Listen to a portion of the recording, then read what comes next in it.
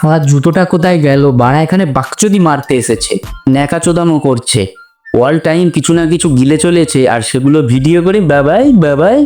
এত গিলতেছিস যখন, এবারে হেগে দে। হ্যাঁ, দেবো আবার। হাঁটতে যাবে? চল এখানেই হাঁটি। ইসে, পাতলা হতে হবে। পাতলা হতে হবে?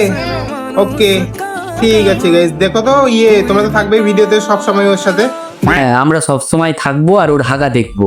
মানে ন্যাকাচোদামোর সাথে সাথে কি দিমাগটাও খুলে রেখে দিয়ে এসেছিস? ক্যামেরা অন করে বলছিস এখানেই হাগো, মানে সত্যি ভাই।